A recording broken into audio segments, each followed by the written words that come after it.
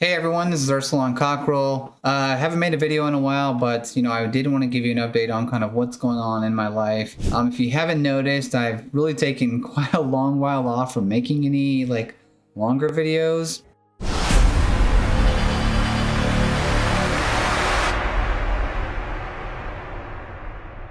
There's a reason for that. I've been really using that time to go back and really study the Old Testament to really get a firm understanding of some of the ways in which the New Testament writers and Jesus even start to apply the prophecies of the Old Testament and the judgments spoken. And so I've really taken that time off to go back and study. And as part of that, I don't know if you've noticed, but most of my content on my channel has been from an SDA foundation, Seventh-day Adventist Foundation. And actually, as a result of that studying, I've decided to leave the SDA church. And so this is kind of my, me bearing my soul, right? Pouring it out here, and just saying, hey, it's okay to take that time to yourself to study and then to let God lead you and guide you, and, and to leave a church if you feel He's calling you to do that.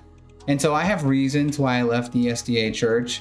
As I began to study the Old Testament, I really started to see some inconsistencies in the way that they start applying Daniel and Revelation, and I believe they do so in a way that is really disconnected from the rest of the Old Testament. And so I don't want to get into the details now, but I will say I'm going to cover those details in some upcoming videos to a great depth, so that we can all really understand and appreciate the Old Testament. Don't get me wrong, I met some very nice brothers and sisters in Christ, people that in the SDA church, people that, I love, right? And people that I studied with and I still continue to study with, even though many have actually dropped the Bible study that I host. And the responses have been mixed, to be quite honest. When you leave a church like the SDA church, and you have to understand, in the Seventh-day Adventist mind, right, that is the remnant church. God has preserved one church, and it is the remnant church. And so if you are not a part of that church, well, then you are a part of Babylon. And when you become a part of spiritual Babylon,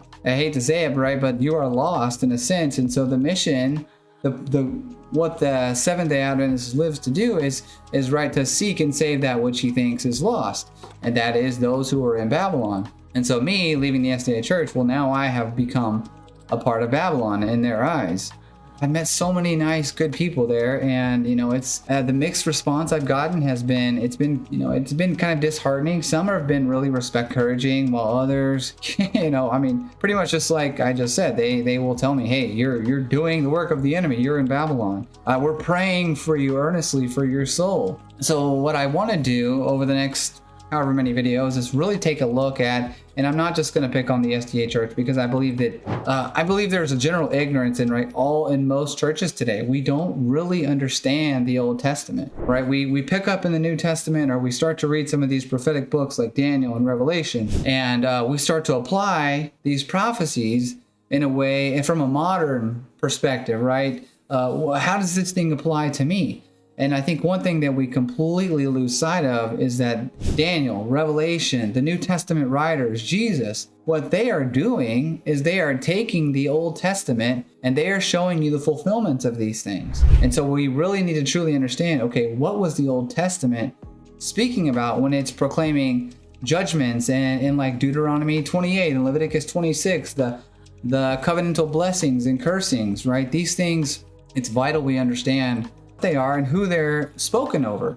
And we'll begin to see as we go through this study, especially some key chapters I want to look at, like Deuteronomy 32, the Song of Moses, is a great one. For example, that song is specifically about the people of Israel, literal Israel. And if you notice in there, at the end of the song, it talks about avenging the blood of the saints who've been murdered. Well, what do we see in Revelation 19, verse 2? It says, "For he hath judged and avenged the blood of his saints and the martyrs of Jesus." So we see this a fulfillment being what John is speaking about. He quotes, and even we have the Song of Moses in Revelation 15. Why are they singing the Song of Moses? Well, obviously because there has been a victory over what was spoken, what was pronounced against the people that are spoken of in that song. And it's no mystery. You see a woman in Revelation, a harlot woman. She's dressed with purple and gold, scarlet, and adorned with precious stones. Okay, well, where do we see this woman at? Well, if you go to Ezekiel chapter 16, you see this same woman there, and it's Israel. So it's no mystery that God is using the New Testament writers to show you the fulfillment of some of these Old Testament prophecies. And he's using the same imagery that God has always used. It's the Old Testament imagery.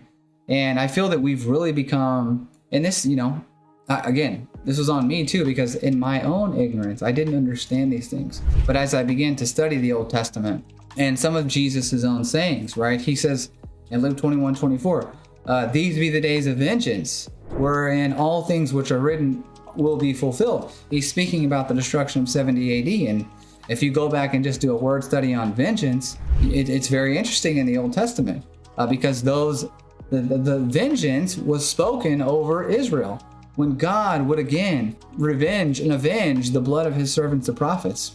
And so it's really going to be an interesting time. I look forward to sharing with you what I've learned. And I just want to say, for all my SDA brothers and sisters, I love you guys and I'm not picking on you. What I really want to do is just, show people what the truth is, right? And that's what this channel, what I desire to do most. So there are going to be some changes. I'm going to be changing the name. It will no longer be End Times Bible Hope. I'm still playing around with a couple names. I'm really leaning towards It Is Finished Ministries. There will also be a lot of the content on my channel. I will be moving into kind of a sub playlist, SDA playlist.